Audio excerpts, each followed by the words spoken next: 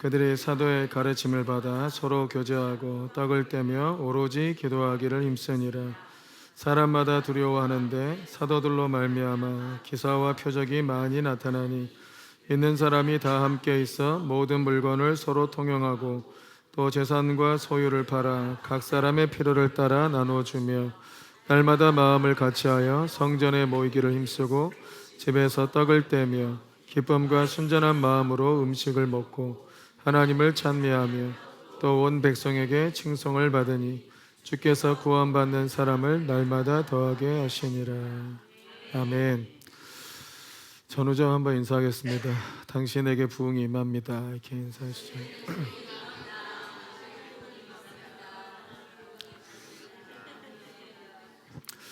네, 부흥을 경험한 성도들의 삶이란 제목으로 말씀을 나누는데 오늘은 42절만 가지고 말씀을 나누도록 하겠습니다. 오순절에 성령께서 임하시고 가장 중요한 변화는 교회가 탄생했다는 겁니다. 초대교회, 초대교회가 시작된 거죠. 초대교회라고 하니까 무슨 뜻인지 모르는 애들도 있더라고요. 사람을 초대하는 교회냐? 굉장히 당황스러웠어요. 처음 시작된 교회라는 뜻이에요. 그러니까 교회란 단어는 에클레시아라는 헬라어를 쓰고 있는데 부름을 받은 사람들이란 뜻입니다. 그러니까 우리가 교회라 하면 이제 교회 건물을 많이 생각하는데 건물을 가리킨 적이 한 번도 없고 성경에서는 교회는 사람들인데 어떤 사람들이냐? 하나님께 부름받은 사람들.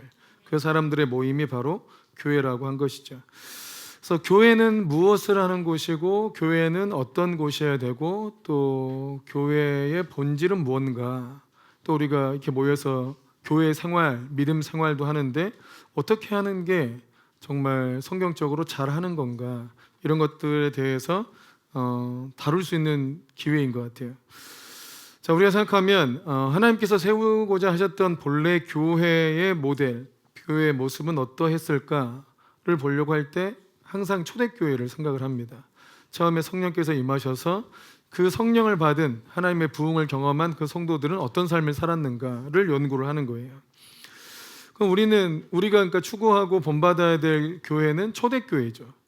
아멘이십니까? 초대교회. 여러분 그러십니까? 여러분은 교회를 살피면서 이 교회가 초대교회처럼 사는가를 봅니까? 현재 부흥하는 어느 대형교회의 모습을 닮았는가를 봅니까? 여러분, 우리 교회를 생각할 때 우리 교회가 초대교회 같으면 좋겠습니까? 성공하고 있는 어느 대형교회의 모습을 닮았으면 좋겠습니까? 여러분, 우리 교회를 비판할 때 혹은 평가할 때 초대교회를 기준으로 비판합니까? 평가합니까? 아니면 어느 대형교회나 잘 나가고 있는 교회를 기준으로 비판합니까? 생각해 보세요. 우리는 어떤 교회가 정말 이상적이고 하나님 뜻에 맞는 교회인지를 확실하게 마음을 자리매김을 해야 되는데, 그렇지 않고 있으면 어느새 그냥 세상 사람들이 말하고 세상 사람들의 귀를 기울이고 있는 그런 생각들을 하고 있다는 거예요. 어떤 교회를 꿈꾸고 있는가? 교회에서 가장 중요한 게 뭘까 하면 예배도 중요하고 기도하는 것도 중요하고 성령 사역이나 구제나 공동체성이나 훈련받는 거, 수련회나 다음 세대 양육하는 거 다 중요한데, 특별히 교회는 어차피 사람들이 모여 있으니까 태어날 때부터 죽을 때까지 모든 걸 다 다루는 게 교회예요. 그래서 교회를 한마디로 설명하기가 굉장히 어려운 것 같아요. 또 어떻게 해야 교회가 정말 바르게, 성경적으로 바르게 할 수 있는가를 한마디로 얘기하기도 참 어려운 것 같아요. 근데 일단 우리는 특별히 부흥을 사모하죠. 왜 부흥을 사모하죠? 초대교회가 부흥이 임한 공동체이기 때문이에요.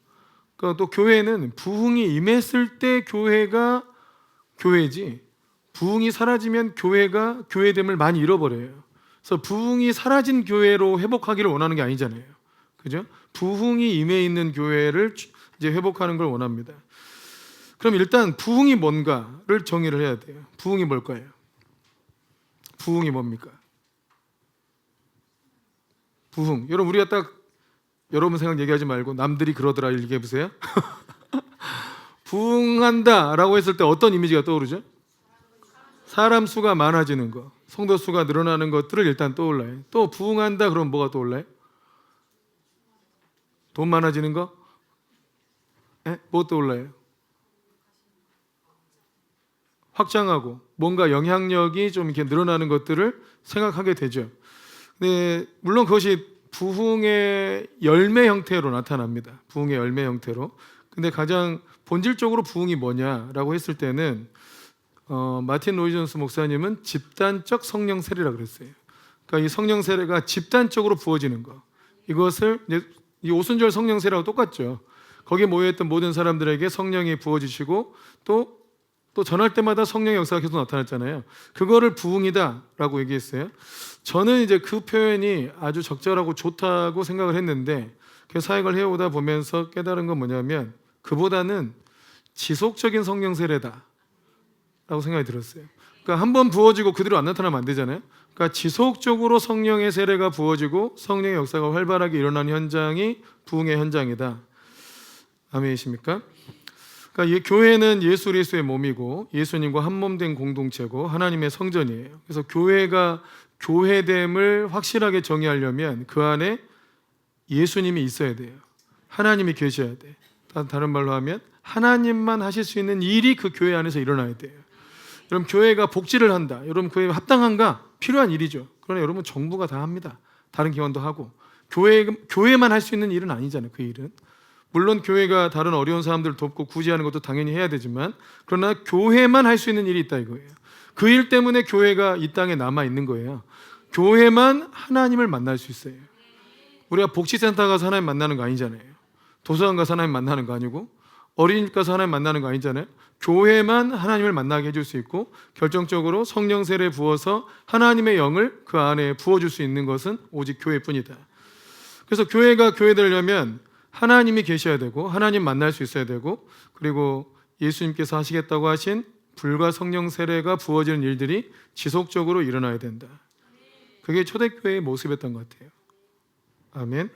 초대교회의 가장 중요한 모습이 저는 성령 세례가 지속적으로 부어지는 그런 현장이었다라고 생각이 됩니다. 우리가 이제 그런데 아까 처음에도 질문했듯이 우리가 추구하는 교회는 어떤 모습일까? 또 제가 자꾸 어떤 교회가 되려고 할까? 무엇을 자꾸 신경을 쓸까?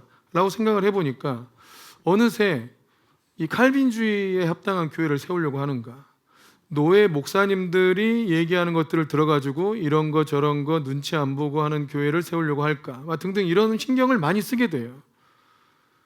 예를 들면 우리 교회 로고 있잖아요. 저 로고가 이제 새 부대, 포도주 부대를 한반도 모양처럼 그려가지고 이렇게 해놓은 건데 그렇게 해놓으면 우리 교회가 어느 교단에 속해 있는지 알지 못해가지고 괜히 이단 시비 걸 수 있다라고 해서 그냥 총회 합동 측 로고를 그냥 하는 게 좋겠다라고 이제 권면을 해주셨어요. 그러다 보니까 제가 우리 교회 로고의 앞에다가 합동 측 로고까지 박아놓는 그래서 로고를 두 개를 같이 쓰는 저 간판을 뗄 수 없잖아요. 그러니까 주보에다는 두 개를 같이 해놓는 막 이런 시도도 하고 막 이랬어요. 그러다 보니까 자꾸 또 특히나 우리나라 유튜버들이나 또 우리나라에서 뭐는 이단이네 어쩌네 말하고 있는 그 사람들은 굉장히 나빠요.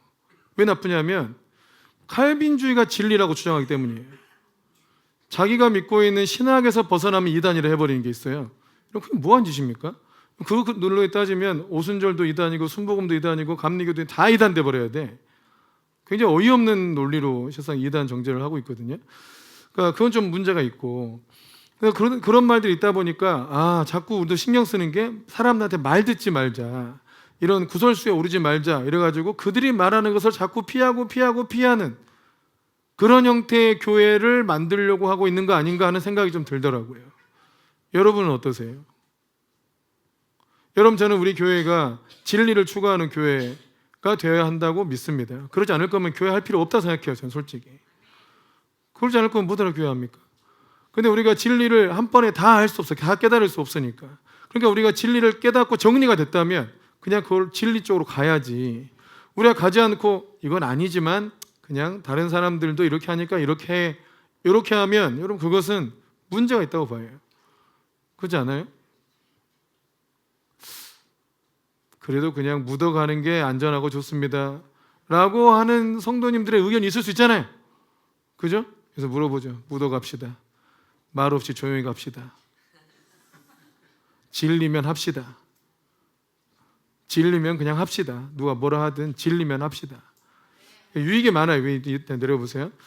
진리가 우리를 자유케 합니다. 사람들의 시선에 맞춰서 어떤 장로교 합동 측의 틀에 쫙 맞게 한다고 그게 우리가 자유로워지는 길이 아닙니다. 밖에 사람들은 무슨 말을 해서 무슨 말을 안 할지 몰라도 여러분 우리는 많은 자유를 빼앗겨요. 그리고 많은 은혜를 다 빼앗겨 버린다고요. 그래서 저는 그 꼴을 못 보겠어요. 그래서 지금은 이제 그 채로 우리가 많이 걸러져 가지고 그거 반대하는 사람들은 나가고 이랬는데, 그 중에 하나가 우리는 실상 그 성탄절 논란이 있었죠. 성탄절이 주님 나신 날이 아닙니다. 아시죠? 주님 나신 날이 아니어서 그럼 뭐 성탄절 예배를 왜 드리냐. 또 성탄절은 성경에서 지키라는 것도 아니고, 그래서 그 예배 드리지 말자 했다가 이런저런 이단이라는 소리를 많이 들었어요. 그래서 그게 왜 이단인지 이해가 안 되지만 아무튼 이단이래. 그래서 그 비판한 이유가 그거였어요. 지 애비도 못 알아보는 놈이라고. 성탄절 예배를 안 드리니까 지 주님의 생신도 안 챙긴다고 지 애비도 못 알아보는 놈이다. 아주 호로 막대 먹은 놈이라고 그렇게 비난을 받았어요. 한번 찾아가서 한판 할까? 막 이 생각이 들더라고요. 뭔 말도 안 되는 소리를 하는 건가 싶은 생각이 들었어요. 근데 주보에 보면 이런 거 있죠. 제가 일부러 이거 써놨는데, 제가 총신대학원 MDB 이걸 써놨잖아요. 요거 하나 써놓은 걸로 그 많은 논란이 잠식되는 게 있는 것 같아요. 그러니까 우리가 밖에서 이 세부대교가 어떤 교회지? 라고 누가 이렇게 말하고 이단이네 어쩌네 뭐 이렇게 말하다가도 주보 보니까 총신대 신대원 MDB 출신이네 이러면 아무 소리 안 해. 아무 소리 안 해요 진짜로. 여러분 주변에 있는 교회들이요 정상적인 신학교 나온 교회가 별로 없거든요. 제가 알기로 거의 다 지방신학교 출신이에요. 지방신학교 출신과 제가 딱 맞서면 그분들은 끽소리도 못해. 근데 이제 괜히 건드렸다가 알고 보니까 총신대 MDB 출신이네 이러면 또 끽소리 못할 거 뻔하니까 뭐 말을 안 하는 거야. 예? 그래서 제가 이걸 일부러 제가 이런 걸 드러내거나 싶어 하는 사람이 아닌데 일부러 써놓는 거예요. 방어막으로 건드리지 마라 우리를. 뭐 하나 더 해놓고 하나 더 써놓을까요? 건들지 마라 우리. 근데 이제 이게 참 안타까운 일인데, 이런 건 어차피 우리 교회가 정말 진리를 추구하는 교회가 되도록 하기 위해서 괜한 구설수에 오르지 않으려고 방어막을 쳐놓은 거고, 그런다고 해서 우리가 장로교 예배 스타일이나 장로교 신학을 다 따라가는 거 아니에요. 왜냐하면 장로교의 신학이 바른 거는 받아들이죠. 근데 바르지 않은 것도 있거든요. 틀린 것도 많아요. 그래서 그거는 그대로 받아들일 수 없다. 그것 때문에 장로교에서 저를 면직을 한다. 그럼 저는 교단을 기꺼이 옮겨주겠다. 뭐 상관없어요. 장로교가 뭐 진리인 것도 아니기 때문에. 안타까운 일이 있어요. 안타까운 일이. 그래서 우리가 잘 생각할 것은 우리가 진정으로 추구해야 될 교회의 모습이 무엇이냐. 여러분이 진짜 내가 다니는 교회가 어떤 교회가 돼야 되겠다라고 생각하는 기준이 뭐냐를 잘 생각해 보세요. 여러분 그거는 초대교회가 돼야 돼요. 아멘이십니까? 내가 꿈꾸는 교회가 되는 게 아니고 초대교회가 돼야 된다고요.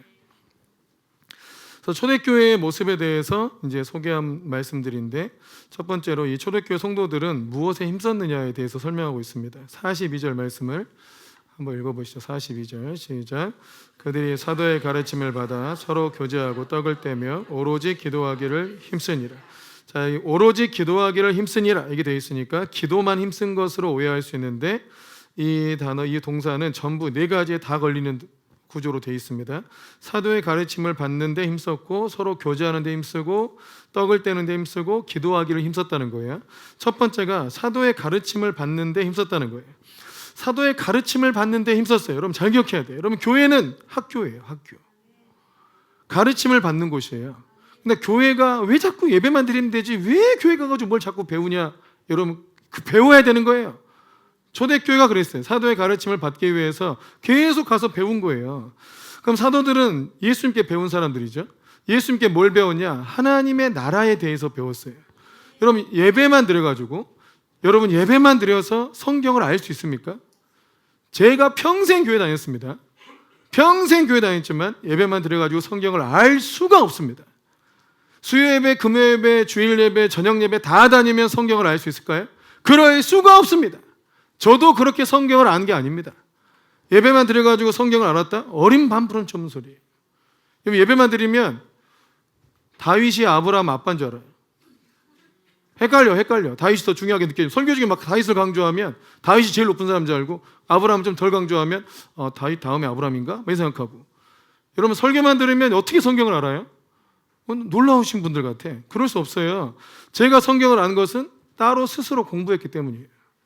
따로 공부해서 따로 책 사서 공부하고, 다 제가 공부해가지고 성경을 정리하고 안 것이지, 설교를 통해서 아는 거는 진짜 거의 없는 것 같아요.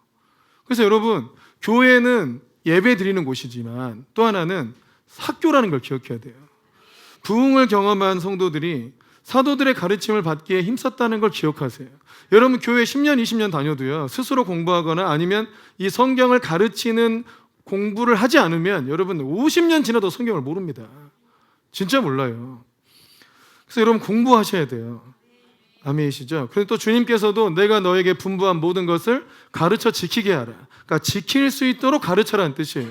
그러니까 가르치기만 하면 안 되고 지킬 수 있게 해야 된다. 그러니까 교회는 또 훈련장이에요. 가르치기만 하는 게 아니고 하나님의 말씀을 지키도록 가르쳐야 돼. 그러니까 안 지키면 혼내기도 하고, 이걸 지켜라 하고 알려주는 거죠. 그런데 지키게 하기 위해서 가장 좋은 방법이 모델링이에요. 모델링. 제가 먼저 순종해보고, 순종해보니까 정말 이런 일이 일어난다, 순종하니까 너무너무 좋더라, 순종하니까 이러더라 하고 모델링으로 보여주는 거죠. 그러면 눈 있으면 보고 배워야지. 그죠? 자녀들을 때리면 안 된다고 세상이 얘기하잖아요. 근데 우리 자녀들 다 때리면서 키웠어요. 그래서 또 어려서부터 성경을 가르치면서 키웠어요. 그래서 애들한테 문제 생겼나요? 물론 공부를 좀 안 하는 게 좀 있긴 해. 제 성에 안 차는 게 있어요. 저는 공부를. 근데 어렸을 때는 별로 강조하지 않았어요. 왜냐하면 어렸을 때는 충분히 좋은 추억을 갖는 게 좋다. 그러나 성경 공부는 시켰어요. 또 성령의 감동에 따라 살아가는 법을 계속 훈련시키려고 그래요. 그래서 애들이 잘못됐냐? 여러분, 그렇지 않습니다. 여러분, 목회자 자녀들 탈선하는 애들 굉장히 많아요. 아시죠?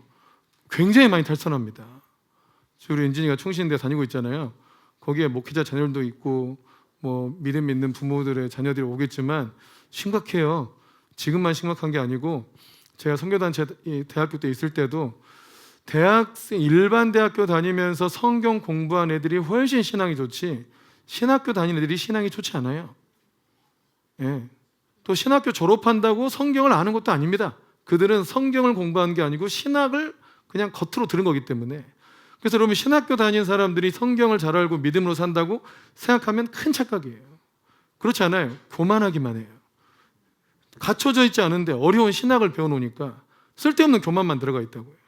심각해. 그래서 여러분, 총신대에 선교단체가 있어요. 총신대 학생들, 신학생들을 구원하기 위한 선교단체가, 그들을 훈련시키기 위한 선교단체가 있다고요.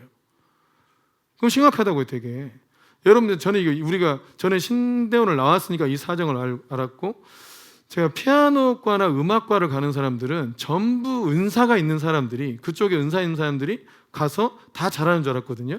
근데 이제 현실을 보니까 그 공부 못한 애들이 가더라고요.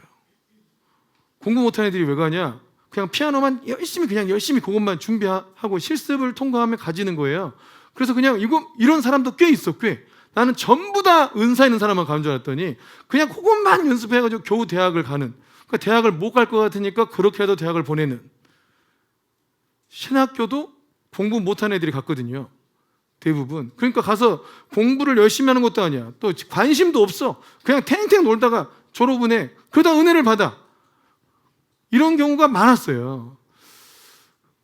그러니까 은진이가 이거에 열받아가지고 이런 얘기를 하는 거예요. 막 도대체 얘들이 뭐 대화도 안 된대, 대화도. 그럼 어떻게 신학교를 왔냐? 근데 교수님들은 너희가 총신대까지 온 것은 하나님의 부르심이 있다는 뜻이다 라고 전제해버리고, 여러분, 부르심 없이도 신학교 가는 사람들이 부지기수입니다. 갈 데 없어가지고. 그런 사람도 있고, 또 어떤 사람들은 그럼 이제 이런 거예요. 우리는 생각하죠. 야, 총신대까지 갔는데, 저도 신학교를 갔는데, 왜 갔냐? 은진이가 아주 답을 얘기했어요. 수련회 가서 은혜 받아서 왔다는 거예요. 아, 그렇구나. 수련회 가서 은혜 막 울고 이러니까 나 신학교 가야 되겠다 막 가고 온 거예요. 가면 안 돼, 그 사람들은. 절대 가면 안 돼요. 큰일 나요, 큰일 나요. 지금도 마찬가지. 저희 교회에 또 신학하겠다고 하는 사람들이 좀 있어서 걱정스러운데, 그 부르심에 대해서 너무 잘못 생각하는 게 있어요.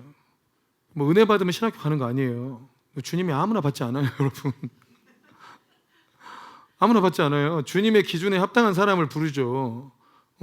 어디 갈 데 없으니까 신학이라도 하자. 이런 절대 그러면 안 돼. 이러면 신학하다가 인생 망칠 수가 있어요. 신학하다가 주의 길 가다가 인생 꼬인다고요. 절대 가지 마세요, 그런 사람들은. 또 자기가 진짜 부르심이 있는가, 뭔가 아프다가 죽을 뻔했는데 주여 저 갈게요, 신학할게요. 근데 살았어. 아, 나 신학교 가야 되겠구나. 응답이 아니에요, 그거. 착각하지 말아요. 착각하지 마. 이상하게 괜히 들어와가지고 이 물을 흐리지 말라고. 여러분, 부름받지 않은 사람들이 이 신학하고 목회자가 돼가지고 얼마나 문제를 많이 일으키는지 몰라요. 그러니까 진짜 부르심이 있는 사람이 가야 되는데 그냥 가는 사람들이 너무 많아. 아, 난 너무 신학을 하고 싶고 주의정이 되고 싶어. 여러분, 그래도 부르심이 없을 수가 있습니다. 내가 원해도.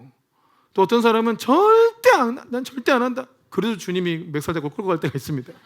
그거 부르심과 내 소원은 다른 겁니다.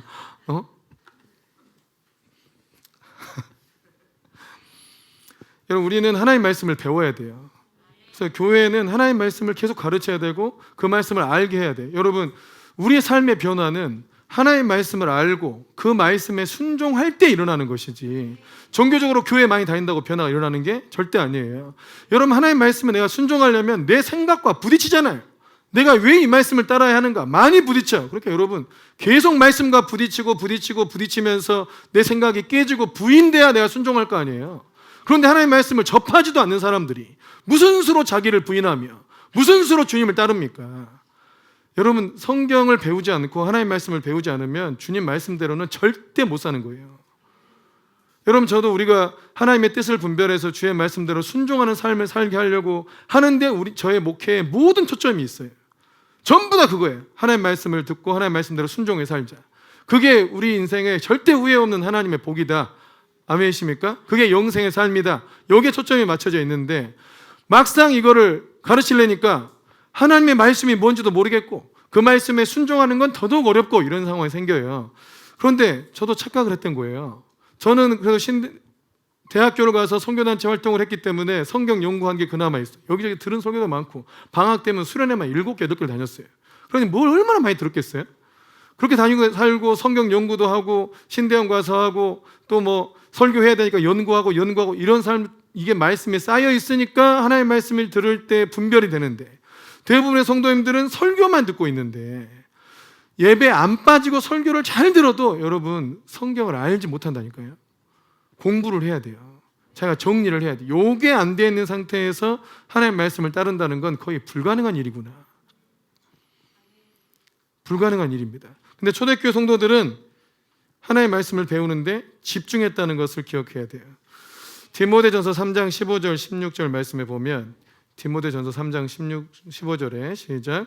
또 어려서부터 성경을 알았나니 성경은 능히 너로 하여금 그리스도 예수 안에 있는 믿음으로 말미암아 구원에 이르는 지혜가 있게 하느니라. 자, 구원에 이르게 하는 책은 오직 성경뿐입니다. 우리의 다른 철학 서적이든 뭐 자기 개발 서적이든 막 좋을 수 있어. 그러나 여러분, 우리를 구원받게 하는 책은 오로지 성경뿐이에요. 그래서 여러분, 그래서 성경을 배워야 돼요. 16절도 시작. 모든 성경은 하나님의 감동으로 된 것으로 교훈과 책망과 바르게 함과 의로 교육하기에 유익하니 이는 하나님의 사람으로 온전하게 하며 모든 선한 일을 행할 능력을 갖추게 하려 함이라.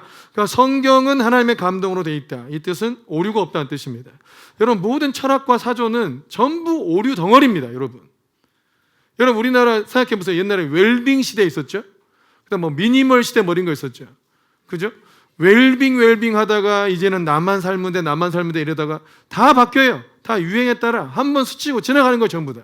그냥 성경만 변하지 않고 계속 우리가 하는데 똑같은 말씀을 하는 거예요. 어떤 시대가 다 유행을 따라서 사조가 지나가기 때문에 여러분 거기에 휩쓸리지 마세요. 그냥 성경 말씀이 우리로 하여금 온전하게 합니다. 성경 말씀이 하나님의 감동으로 되어 있어서 오류가 없어요. 또 AI 시대랍시고 어떤 거 막 이런 바람이 불겠지만 흔들리지 말고 주의 말씀대로 사세요. 아멘. 하나님의 사람으로 온전하게 하는 것도 여러분 성경이에요.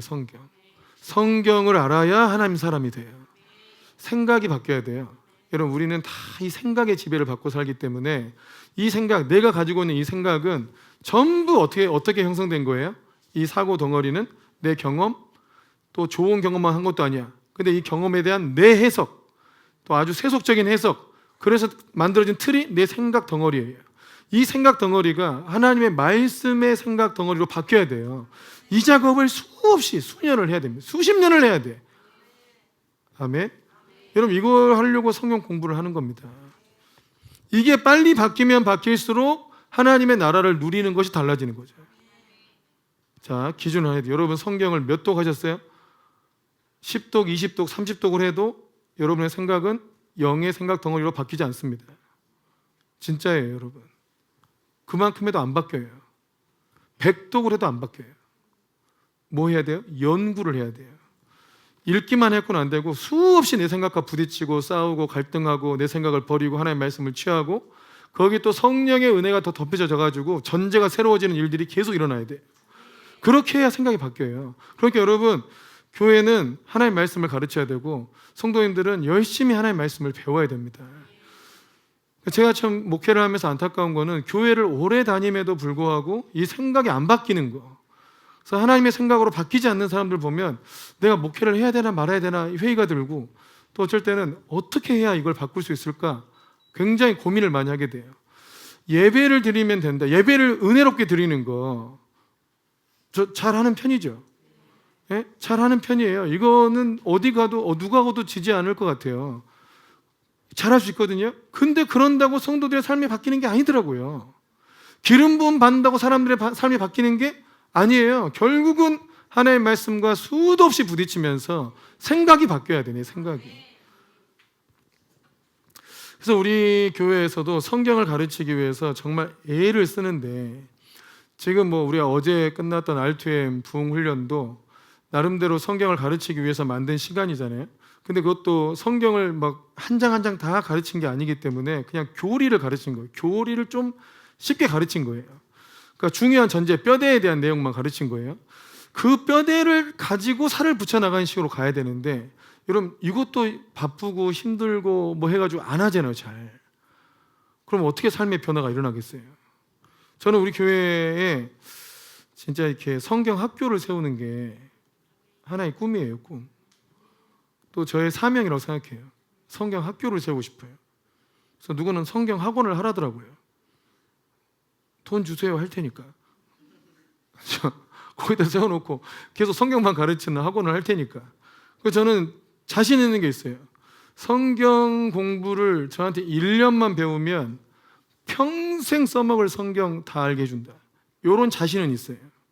확실한 자신은 있어. 근데 문제는 빠가면 안 돼. 근데 돌에 새기는 작업까지 할 수는 없죠. 그건 시간이 걸릴 거 아니에요. 그러면 좀 전해주면 알아들어야지. 그러니까 문해력이 없으면 또 안 되고 글은 읽을 줄 알아야 된다. 글만 읽은 게 아니라 글 읽으면 해석은 해야지 자기가. 근데 그게 안 되는 분을 내가 못한다는 건 아니에요. 시간이 더 걸릴 수 있다. 시간을 훨씬 뭐 그림으로 설명하면 되니까. 근데 그림 그런데 시간이 걸릴 거 아니야. 그러니까 뭐 시간이 좀 걸릴 수 있다. 근데 자기가 빠가는 아니다. 그러면 여러분 저는 1년, 2년이면 누구든지 좀 성경을 좀 이렇게 다 꿰뚫고 좀 잘 정리해서 분별할 수 있는 정도까지 만들어줄 수 있을 것 같아요. 여러분 일반과 좀 달라요. 저는 약간 가르치는 은사가 좀 있어요. 그래가지고 쉽게 정리해 줄 수 있어요. 그러니까 쉽게 정리해 주는 것만 좀 잘해도 여러분 웬만하면 다 뚫을 수 있거든요. 증거가 있잖아요. 우리 민지 전사나 은진이가 총신대를 어떻게 갔다고요? 얘들이 탁월해서 간 게 아니에요. 얘들도 빠가일 수도 있어요. 근데 그래서 간 게 아니고 성경 맥잡기 만들어 놓은 거 있잖아요. 그거 보고 한 거예요. 그거 보고 했는데 내가 선지서를 안 만들어 놔가지고 아빠 왜 선지서가 없어? 그거 아직 못했어. 이거 어떻게 하라는 거야? 그냥 선지서 틀려주고 그냥 나머지 거 맞췄는데도 들어갔어. 참 탁월한 것 같아요. 정말 두려워하지 마. 내가 너를 위해서 선지서까지 만들어 놓을게.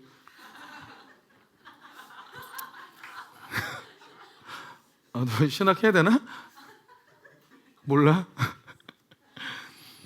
그래서 일단 교회는 학교와 같이 하나님의 말씀을 가르치는 곳이다. 그래서 여러분이 바라야 되는 거는 성경 공부 좀 더 많이 할 수 있도록 구조를 만들어주면 좋겠다라고 자꾸 요구를 해야 되는데, 이게 이제 어느 교회를 추구하느냐를 따지면 그냥 주일날 한 번 가고 그냥 그걸로 다 만족되는 그런 형태의 교회가 되면 좋겠다, 이런 형태를 추구하는 사람도 없지 않아 있는 것 같아요.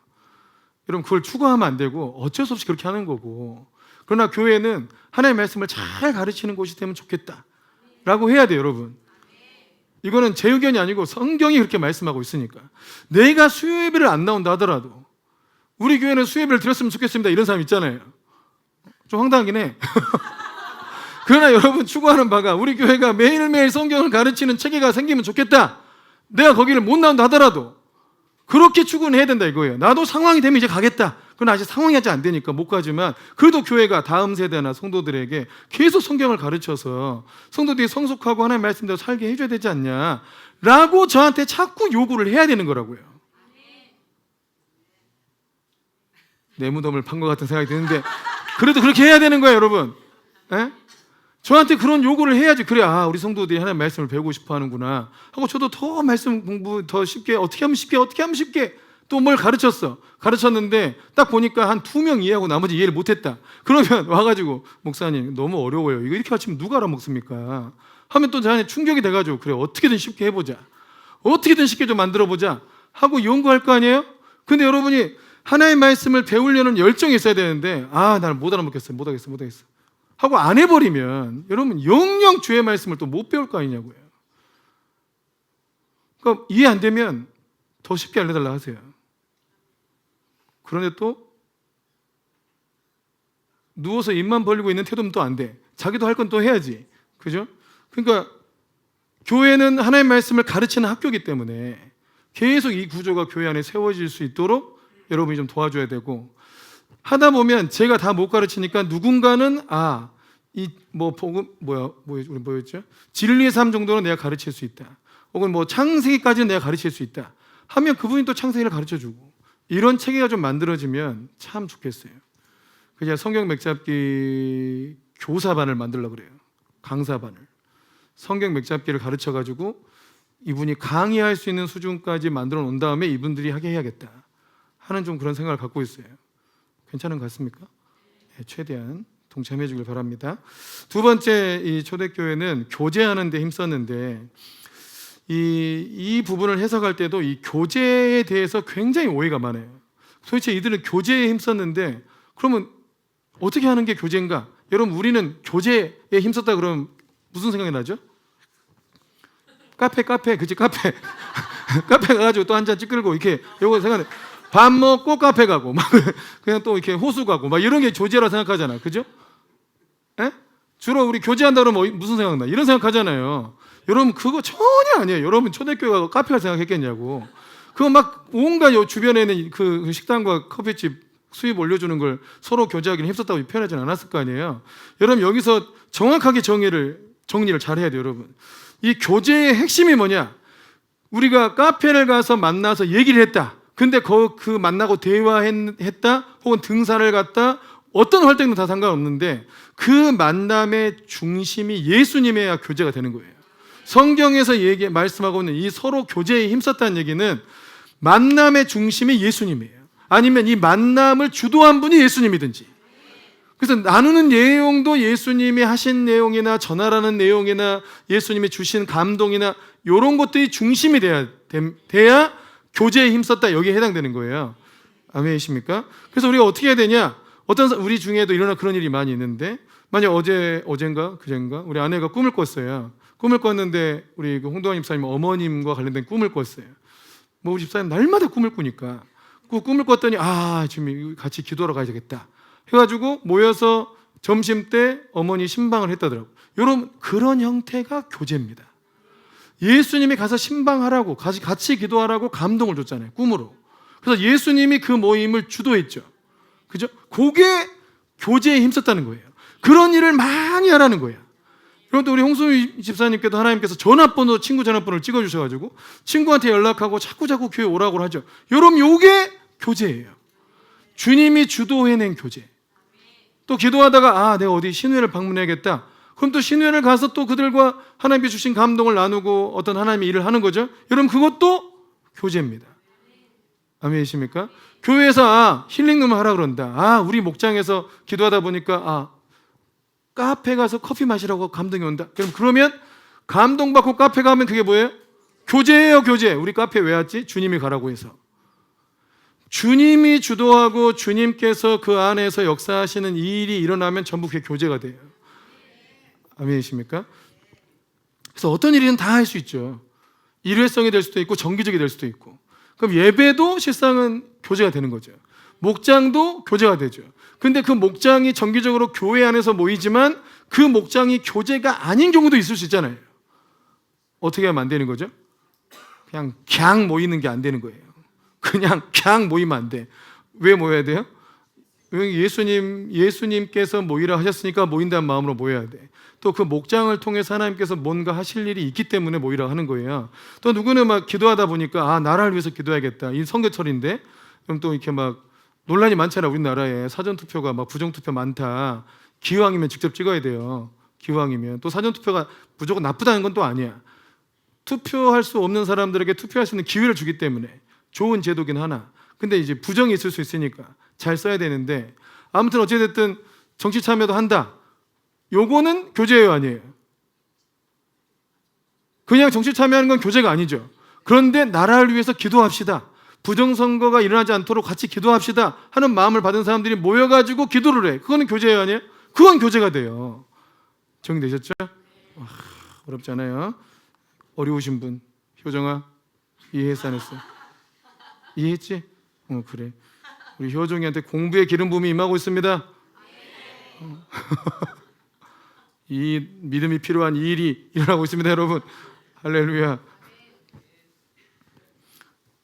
또 세 번째는 떡을 떼는 데 힘썼다고 했는데 이거는 이제 성찬식을 의미하는 겁니다.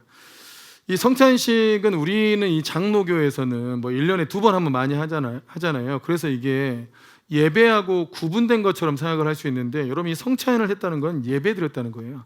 그 당시 예배에 다 성찬을 했어요. 예배 드릴 때마다 성찬한 거예요. 여러분 이 장로교는 항상 해야 되는 거를 그냥 건너뛰고 쉽게 하려고 하는 게 너무 많아요. 세례식도 그러고 세례 주잖아요. 원래는 침례를 해야 되는데. 그죠? 여러분 이게 그나마 우리 침례는 못해도 물이라도 붓자 해가지고 세례식 때 이렇게 붓는 거 많이 있었는데 부었는데도 이렇게 막 성령께서 확 임하시는 경험을 했죠. 그죠? 차가운데 어떤 애는 차가워 이래버리고 누구는 뜨겁다 그러고 붓는 순간 성령께서 마음에 임하시기도 하고 원래 제대로 하려면 침례를 해야 돼요. 물에 담궈야 돼요. 근데 이게 뭐 귀찮으면 좀 간소화시키는 게 이 합동측의 특기예요, 특기. 그러면 제대로 할 수 있으면 제대로 하는 게 좋잖아요. 그죠? 그러니까 우리도 원래는 그냥 늘 예배 때마다 성찬을 하는 게 좋아요. 성찬을 하는 이유는 예수님의 죽으심과 부활에 내가 동참하고 연합했다는 것을 늘 기억하기 위함이에요. 그걸 기념하는 거고. 여러분 신앙의 핵심이 뭐냐? 주님과 내가 연합했다는 거죠.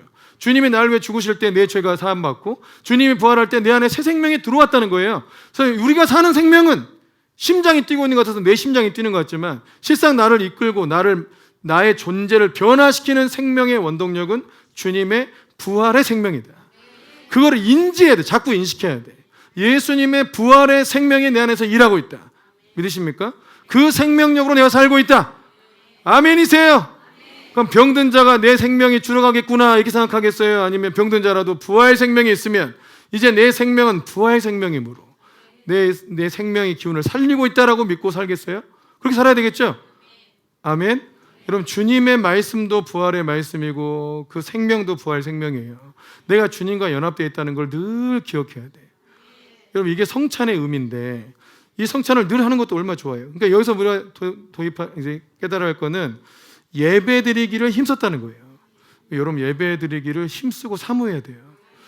우리가 그걸 사모할 때 예배의 기름 부음도 훨씬 강해져요. 여러분 주일 예배는 마땅히 다 드려야 한다라고 생각하고 계신데 금요 예배도 마땅히 다 드려야 됩니다. 교회에서 어떤 공식적인 예배를 드린다 그러면 그 예배를 드리는데 힘써서 내가 섬길 수 있는 건 섬기고 먼저 중보할 수 있으면 중보하고 또 와서 말씀을 잘 듣고 여러분 그러다 보면 그 예배 현장에 하나님께서 일하시는 일이 훨씬 더 많이 나타나요. 아멘. 그 누구한테 유익이냐? 결국 여러분한테 다 유익이에요. 다 여러분한테 유익이라고. 그리고 진정으로 예배를 잘 드리기 원한다면 굉장히 간단한데 여러분 공부 잘하는 학생들이 늘 하는 게 뭐죠? 예습 복습. 그거 알아도 우리는 잘 안 하잖아요, 그죠? 그러니까 예습 복습을 하는 학생들은 공부를 잘해. 머리가 좋아서 잘하기도 하겠지만 예배를 잘 드리려면 예습 복습 잘해야 돼요. 딱 진짜 여러분 습관을 이렇게 들여보세요. 예배 드리기 전에 오늘 말씀이 뭐지? 찾아보면 다 나와 있잖아요. 주보에 먼저 한번 읽어보고 이 말씀에 왜 이 제목을 달았을까 생각해보고 그러고 들으면 여러분 말씀이 훨씬 더 잘 들어와요. 또 중보기도 팀이 있어요. 우리 교회도 이 예배 중보 팀이 있습니다. 예배 중보에 먼저 와서 같이 기도해. 예배 은혜 받게 해달라고 기도하고 성도도 은혜 받게 해달라고 기도하고 여러분 그 중보기도를 한 사람이 은혜를 많이 받을까요? 바쁜 일 하다 그냥 온 사람이 은혜를 많이 받을까요? 예, 준비한 사람이 훨씬 은혜를 많이 받습니다. 그래서 이거를 평생의 습관으로 만드는 게 더 중요해요. 그래서 예배 시간 딱 맞춰서 오는 사람보다 미리 와가지고 예배 중보하고 설교자 위해서 기도하고 순서 맡은 자 위해서 기도하고 또 다른 지체들 위해서 기도하는 사람들이 훨씬 더 예배를 잘 드리는 거죠. 여기까지는 대부분 좀 신앙 좀 있다는 사람들이 거의 대부분 해요. 그런데 뒤에 복습하는 사람은 진짜 없어요. 여러분이 복습까지 하면 탁월한 자 될 줄로 믿습니다. 정말이에요. 탁월한 자 될 거야. 여러분 예배 끝나고 집에 가면 오락하지 말고요. 집에 가면 들었던 말씀이라도 한 번 더 들어보고 나라면 설교를 어떻게 할까? 사역자들은 해보시고 설교 돼지 한번 정리해볼까? 한번 해보고 여러분 그러면 이게 쌓이면 예배 중에 말씀을 이런 식으로 받아들여 공부하면 예배만으로도 성경을 꿰일 수도 있어요. 근데 여러분 우리는 예배 드릴 때 예습 복습 거의 안 해. 이 나라 문화가. 또 그런다고 집에 가서 성경 공부하는 것도 아니잖아요.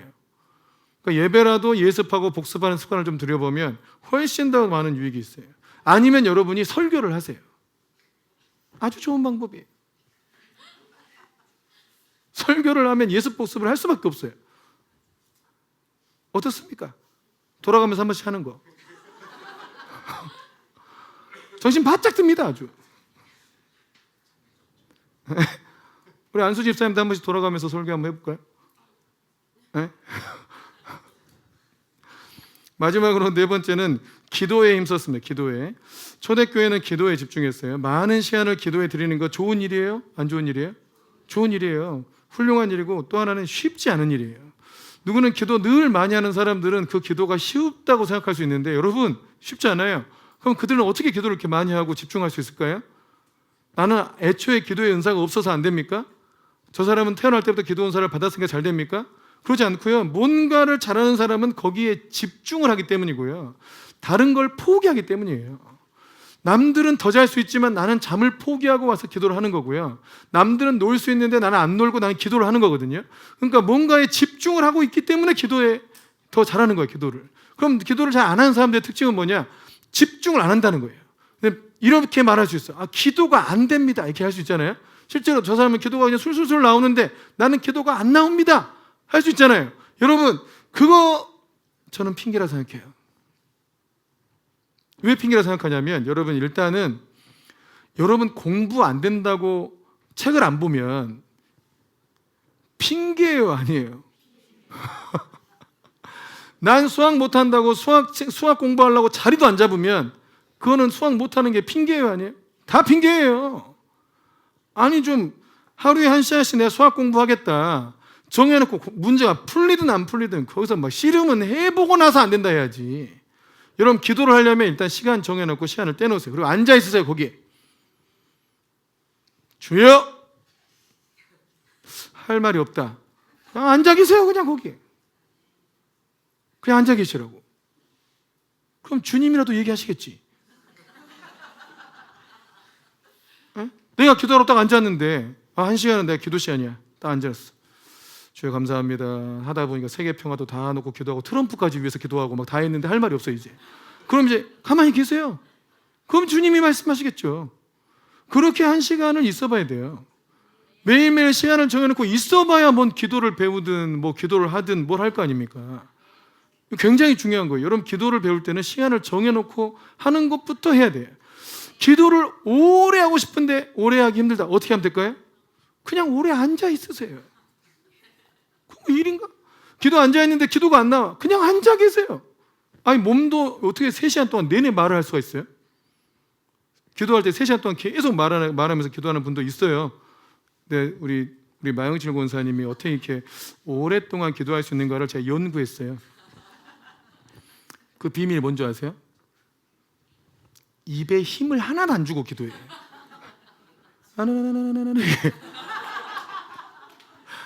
우리는 소리 내서 기도해. 배에 힘 주고 주예요 이렇게 하니까 하다가 힘들어서 못해.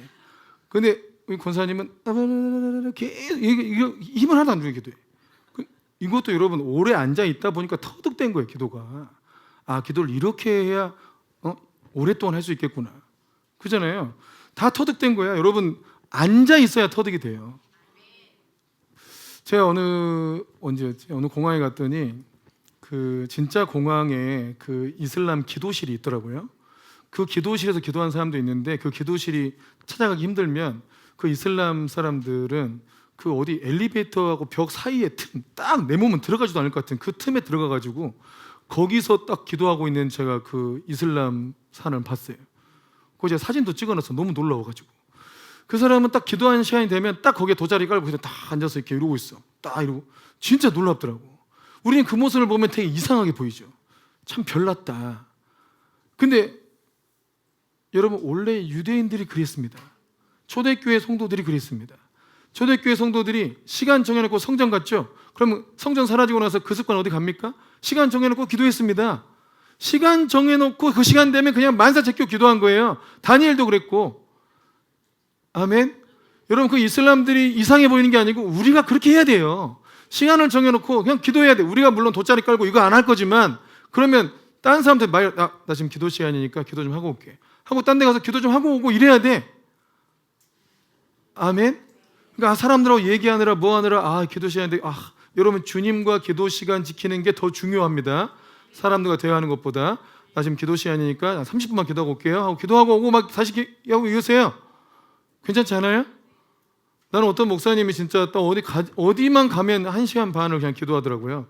이슬람 사도처럼, 이슬람 사람들처럼 돗자리 깔고 기도해 계속 경배하면서 진짜 폼도 이슬람 절하면서 기도해 절하면서. 다른 목사님들 교제했던 분들 보니까 저 목사님은 원래 그래 하면서 그냥 기도 끝날 때까지 기다려줘. 그냥 기다리는 게 아니라 신경을 안 쓰더라고. 끝나고 오면 다시 교제하고 또 그래요. 자신이 기도 시간 정해서 기도한다는데 누가 뭐라 하겠어요? 우리가 사람 눈치 보느라고 못하는 거지. 그죠? 그러니까 이 초대교회 성도들이 어떻게 기도에 힘썼느냐, 시간이 많아서 힘썼냐, 그게 아니고 시간을 정해놓고 이 시간은 기도하는 시간이야, 이 시간은 기도하는 시간이야 정해놓고 기도를 해버린 거예요. 아멘이십니까? 우리가 회사에서나 딴 데 가서는 쉽지 않을 수 있는데 우리끼리 있을 때라도 나 좀 기도할 시간이니까 먼저 기도 좀 교제하다가도 기도 좀 하고 오겠습니다. 좀 이런 게 좀 자연스럽게 허용되는 문화면 참 괜찮겠다 하는 생각이 들어요. 우리 또 24시간 릴레이 기도도 진행되고 있는데 그들이 또 시간 정해놓고 기도하잖아요. 굉장히 좋은 훈련이라고 생각해요. 그러니까 시간이 정해서 내 기도 시간이면 그냥 만사 제껴놓고 기도한다. 되든 안 되든 그 시간에 내가 앉아 있는다 주님 앞에. 여러분 이게 기도를 배우게 하는 겁니다. 아멘. 또 기도는 여러분 힘을 줍니다. 뭐 엄청난 유익이 있어요. 지혜를 받기도 하고 미래를 알게 되기도 하고 우리 마음의 상처가 치유되기도 하고 병이 낫기도 하고 또 하나님께로부터 뭔가를 배우기도 하고 또 무엇보다 힘을 얻어요. 힘을, 능력을 얻어요. 그 기도를 통해서 어려움과 환난이 닥쳐도 이겨낼 힘을 얻는 거예요. 아멘이십니까? 삶이 힘겹고 어렵다. 그럼 어떻게 하면 돼요? 기도하세요. 진짜 힘이 생겨. 내 일이 너무 지친다. 어떻게 하면 돼요? 기도하세요. 쉬지 말고 기도하세요. 그 쉬지 말고가 제가 말하는 쉬지 말고는 쉬려고 하지 말고 기도해라. 우리 주님이 저한테 말씀하신 것처럼. 최근에 이제 제발 쉬는 시간 좀 주세요 이렇게 그러고 있는데 주님은 힘을 내라. 영혼을 구원함이 기쁘지 않냐? 아멘. 근데 그 말씀이 저에게 힘을 줬어요. 그래서 약간 피곤할 때마다 영혼을 구원함이 기쁘지 않냐? 아멘. 그렇습니다. 정말 구원할 수만 있으면 언제든 구원하겠습니다. 그러니까 기도가 우리에게 힘을 준다. 우리 지체들이 이제 최근에 그 어둠이 좀 떠나고 다시 하나님께서 새로운 능력과 기름 부음을 주시는 어느 시즌에 와 있는 것 같아요. 기도할 때 하나님께서 능력을 주십니다. 이거를 많이 경험해야 돼. 기도를 하면 내 마음에 무거운 것도 이길 수 있다. 기도를 하면 새로운 능력을 얻는다. 아멘이시죠? 그래서 초대교회의 원형을 회복하는 거, 그러니까 누가 만들어주는 게 아니고 우리가 초대교회 성도들이 힘써서 집중했던 부분에 같이 힘써 집중하면 그런 형태의 은혜를 다 누릴 수 있을 거라고 믿습니다. 그래서 여러분, 하나님 말씀을 배우는데 힘을 써서 집중을 해야 돼요. 또 주님께서 말씀하신 것에 순종해서 서로를 섬기는데 집중해야 되고, 또 예배 드리는데 집중해야 되고, 그리고 기도하는데 힘써 집중해 보세요. 여러분, 우리의 삶 속에 부흥의 역사가 지속됩니다. 정말 부흥의 역사가 지속됩니다. 여러분, 부흥의 때는 사람의 힘으로 60년 걸려도 안 되는 일을 주님이 3개월 만에도 하고 6개월 만에도 하는 그런 역사가 있는 놀라운 하나님의 특별한 때예요. 특별한 때. 여러분, 우리는 하나님께로부터 뭔가 특별한 은혜와 어떤 변화와 어떤 도약 등등을 많이 원하고 있어요. 제가 많이 원해요. 제가 갈망해요. 또 그것을 성도들에게 선물하는 것이 저의 사명이라고 생각해요. 그러니까 그 부흥을 경험하고 사는 것과 그렇지 않는 것이 우리 삶을 완전히 다르게 만들기 때문에, 여러분, 기독교 역사를 통해 봐도 부흥을 경험한 사람과 그렇지 않는 사람은 인생 자체가 다르고 추구하는 바도 다릅니다. 그리고 뭔가를 할 수 있다 없다가 달라요. 믿음 자체가 다르다고요. 그러면 기왕이면 부흥을 경험하고 살아야 될 거 아니에요? 부흥을 누리고 살아야지. 부흥을 경험하고 부흥의 역사를 보니까 부흥의 역사가 임할 때 어느 한순간 임한 게 아니고 몇 년 동안 지속적으로 예배할 때마다 성령이 임하고 어떤 모임에서 어떤 목장에서 성령님이 역사하시는 일들이 많았다 이거예요. 지금 우리가 나누고 있는 일들이나 우리 교회에서 조금 일어나고 있는 일들이야. 근데 여러분, 그 일들이 우리가 힘써야 할 곳에 집중하고 힘쓴다면 여러분 훨씬 넘치게 나타날 수 있어요. 아멘이십니까? 제가 그럴 때가 있었어요. 내가 그 부교육자 때, 부목사 때 청년들이, 일단 이 불붙은 청년들이 새벽마다 20명, 30명 나와서 날마다 부르짖어 기도하고, 그리고 매일 신방을 다녀요. 매일 신방을 다니면, 신방 다니다 보면 신비한 일들이 많이 일어나요. 신방 갈 때마다 신비한 일이 나타나요. 계속 응답이야. 누구는 귀 먹은 사람이 기도 열리고, 눈 먼저가 눈도 뜨는 것도 일상이에요. 가서 기도하면 다 치유돼요. 가서 기도하면 저뿐만 아니라 청년들이 기도도 치유가 돼. 그래서 소문이 나. 애들은 뭐 나이 드신 권사님들, 야, 내 손녀가 능력받았구나. 이 청년들이 능력받았구나.